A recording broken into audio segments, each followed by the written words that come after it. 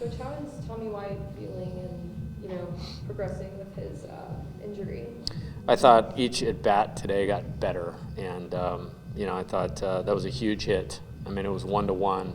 Dylan got us going, and then 2 strikes. He fouled some pitches off, and then guy made a mistake up, and he hit it hard. And then the last at-bat that he flew out, I liked his plate discipline there and then put a good swing on. So he's on his way back.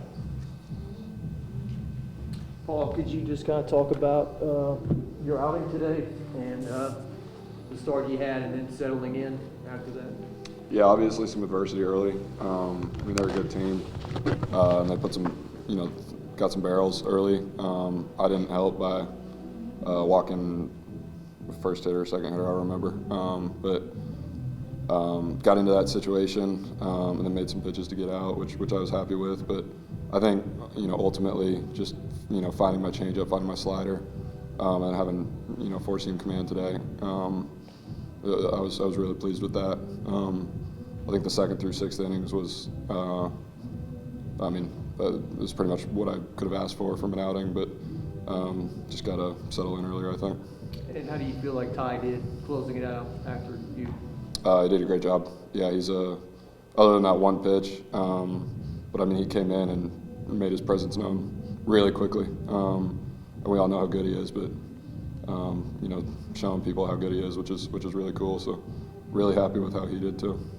Paul, what does it take to kind of overcome, those first couple of batters that you struggled with and to come out the way that you did today? Because I know that it takes mentally, what is your thought process?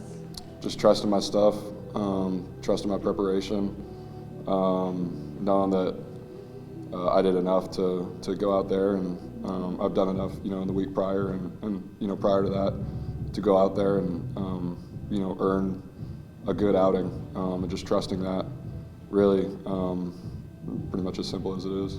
Well, it seems like you really like to live on kind of that competitive edge. You're fired up out there. Was it the first inning that did that, or did you just have to settle in, or what was it? Honestly, the first inning I might have been too much in that direction, which is something that probably, just have to, find that happy balance a little bit. But it was once I got in there, it was pretty easy to stay there. And that's my personality throughout the week. Not to that extent, but going out there and pitching like that, I would say is a big proponent of what happened out there. Gavin, what's it like for you playing behind Paul when he's out there? So that was my first time ever playing behind Paul in a real game. So it was pretty electric just to see his stuff on the mound, see him in the first inning, like you said, just battling that adversity. I had no doubt in my mind that Paul was going to take care of that work that was put in front of him. So it was just pretty cool. He's a great pitcher, great leader, great person. So it was just awesome to be behind him in the field today. And Paul, for you, do you think this is your most confident you've been? I wouldn't say that. I would say I've always pitched that way. In terms of the preparation and my process, it's probably the most advanced it's been in my career. But I think confidence has always been a strength of mine on the mound. I would say maybe, if anything, just having more to back it up. Gavin, the offensive attack, early on you hit some balls maybe on a warmer day that might have made it out of the park, but just later in the game to put together the 2 spot and the 4 spot, what did you see? I think we kind of settled in a little bit, kind of got more locked in on our plan. We kind of fell off just a little bit during the game, but we kind of rebounded after that, and we were able to put some good at-bats together. Our big thing was 3 quality at-bats in a row, and that's kind of what we began to do, and that's what helped us to be successful. So, Gavin, K-State's coach just told us that he didn't want his starting pitcher to see you a 3rd time because you had some really good at-bats. What were you seeing from the starting pitcher who was pretty much giving your lineup a little bit of trouble there early in the game? Just trying everything I can to get him in the zone. If it wasn't in the zone, I wasn't going to swing. Just trying to keep it as simple as possible. Just sticking to what our book approach was on that, and just trying to stay focused on that. What was difficult about him specifically as a pitcher? His changeup was a little bit more deceptive. It looked like his fastball, so we had to seat up a little bit more, and sometimes we did and sometimes we didn't, but we figured it out in the end, and we were able to kind of be successful off of that.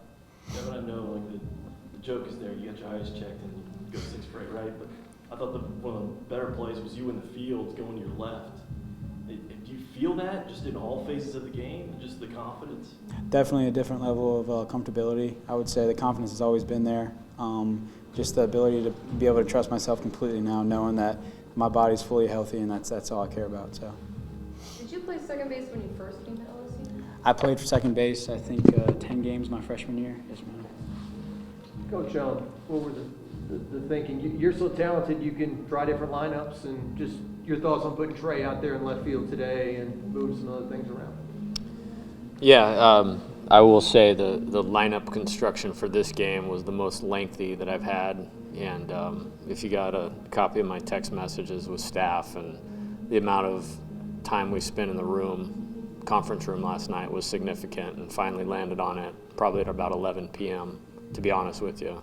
These guys were playing cards in the room right next to me, and I outlasted their card game with lineup construction. So, no, I felt great about it. There was a reason behind every one of them. Yeah, we're not trying anything out. We're trying to win the game. And I felt good about it. And the second time through the order, we got out of plan, as Gavin said a little bit, but got right back in. And, we're going to score in the middle and late in games. Like, that's how it's going to go with our team. Trey's wrist, when he fell, is that what happened? I mean, he seemed fine, obviously. Yeah. He hit a ball hard right after that, so I think he's fine. I haven't talked to him. He ran into the wall. Like, I don't know if we weren't loud enough, or maybe it just snuck up on him, because it was probably a surprise on a day like the day that a ball was going to be hit over your head. It was a tough environment to hit in today. Ben DePaul got his first hit of the season today. How have you seen him progress at the plate? Yeah, he's been awesome. I mean, the hit is irrelevant. I mean, everybody's helping us win right now. And he's helped us win tremendously over the course of the first 4 games. And I knew he would be a good player with the rest of these guys. I think he's exactly what our team needs, and I thought he keeps being himself, and that's all he needs to do. Nothing new, but when your fans take up 95% of the park in Texas, what's that like for you? I love it. Yeah, let's go. I've learned in 18 months we'll travel anywhere, but we're going to be in here a lot recruiting and in here a lot winning. So I'm glad they're here to support that. The plan for tomorrow, is there a pitching plan yet? Or?